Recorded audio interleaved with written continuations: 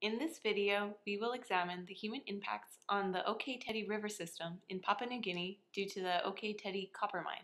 Why do we mine copper? Copper is a desired material for many different reasons. It is easily stretched, molded, and shaped. It is resistant to corrosion, and it conducts heat and electricity efficiently. Copper is used in building construction, power generation and transmission, electronic product manufacturing, and the production of industrial machinery and transport vehicles. It is also used for wiring and plumbing in appliances, heating and cooling systems, and telecommunication links. There was little mining activity in Papua New Guinea until the 1970s, after which mining began to dominate the national economy. The majority of mines in Papua New Guinea are gold and silver. There are only two copper mines, Panguna Mine and the Tedi Mine. The Panguna mine was owned by Bougainville Copper Limited. It was an open-cut porphyry copper mine, which means that the copper was extracted by digging into the earth and creating a pit. Stripping started in November of 1970. By September 1977, 167,800,000 tons of ore was mined from Panguna. This produced 187,800,000 tons of waste. Of the ore mined, only 0.68% of it was copper. The locals accused BCL of poisoning the Jaba River, causing birth defects and the extinction of the flying fox. The local population was also angered by the mine's activities and the distribution of economic rewards, which led to a civil war. The Bougainville Revolutionary Army sabotaged the mine by blowing up the power pylons that provided the mine with electricity. The mine then closed on May 15, 1989, and has never reopened. The second copper mine in Papua New Guinea's history is the Tedi mine. It's an open-pit porphyry copper and gold mine on Mount Fubalin in the headwaters of the Tedi River. It was originally owned by BHP Billiton, an Anglo-Australian multinational mining company. The Tedi River flows 150 kilometers to a junction with the Fly River, then flows 500 kilometers to the Gulf of Papua New Guinea. The mine was built on a geologically unstable area subject to powerful erosion due to the 10 meters of rainfall Papua New Guinea receives annually. Extraction began in 1984 using cyanide extraction for gold and unearthed a huge copper deposit underneath. Gold production ceased in 1988.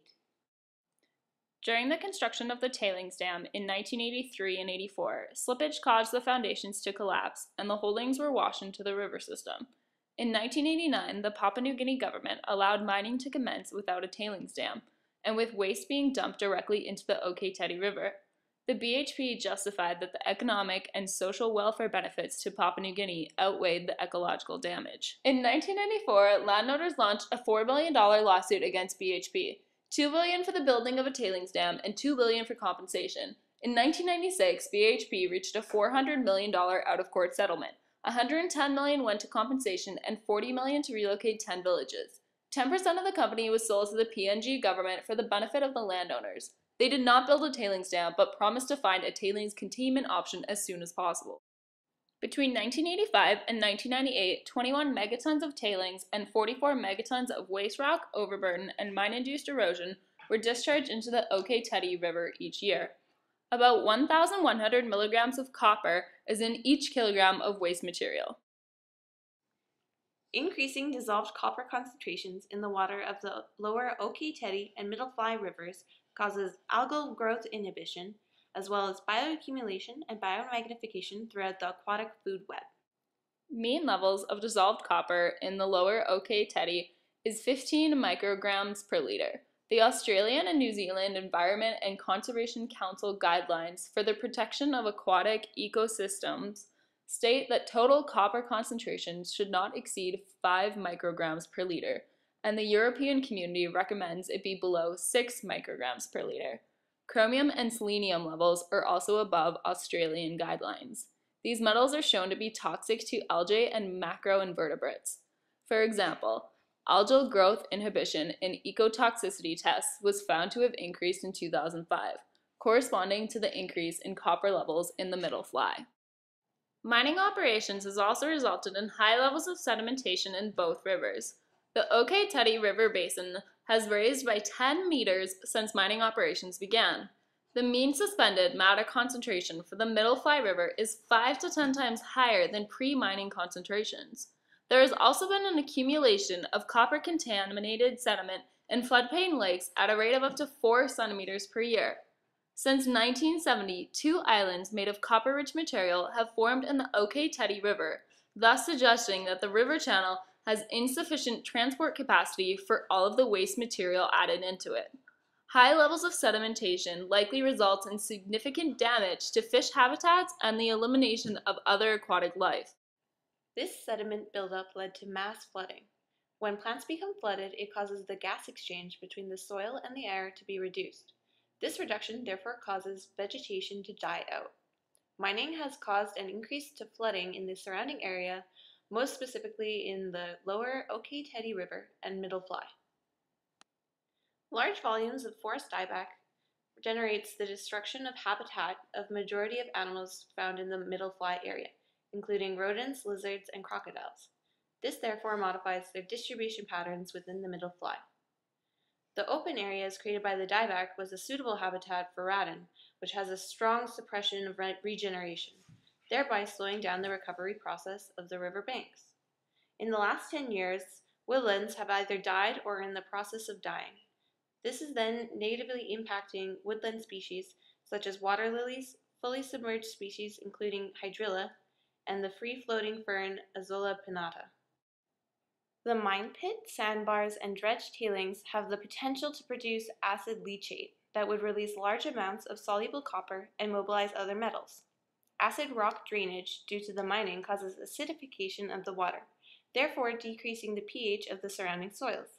This then increases the amount of copper phytoavailable to be absorbed into the plants, increasing phytotoxicity within the plants, therefore slowing down regrowth processes of the land, and also generally reducing the amount of crops grown.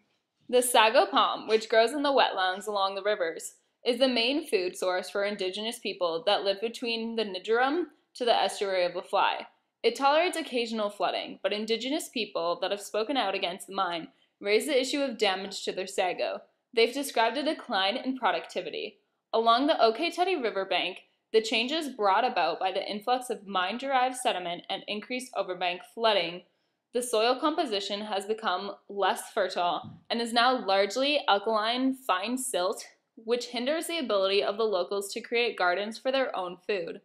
A specific indicator of the poor soils is the lack of the bleeding heart plant in regeneration areas after the dieback. The bleeding heart plant is unable to establish itself in alkaline soils typical from mine-derived sediments. The Fly River system is the largest river in terms of water flow in Australasia. It is also the most diverse fish fauna in Australasia. There are 128 native freshwater species, 17 species are endemic to the Fly Basin, and 30 or more are found only in the Fly or in one of the other rivers in central southern New Guinea. It is dominated by catfish from the Eridae and Plotosidae families, which are rare in other freshwater regions of the world. Commencement of mine operations resulted in a dramatic decrease of stock levels of fish in Nijerum. Decline in species numbers suggest changes in community composition in the rivers. This graph shows significant decline in fish catches and overall fish abundance at sampling sites in the Tedi and Fly River. This is most likely due to high levels of sedimentation that results in significant damage to fish habitats and the elimination of other aquatic life.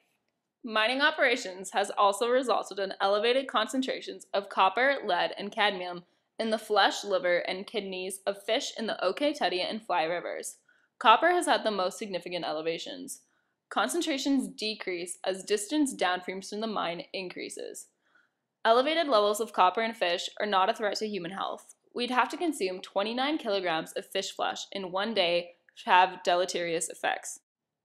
In an earlier attempt to reduce the mine's toxic effects, they implemented a dredging project in the lower region of the Tedi River, beginning in 1998, which removed 20 megatons of material annually, half of which being tailings. In 2001, BHP wrote off its remaining $148 million investment in the project. The Mine Waste Tailings Project, approved by the government in 2006, allowed the mine to continue operations. The sulfur content in the tailings is now stored as a pyrite concentrate in Biol, Papua New Guinea.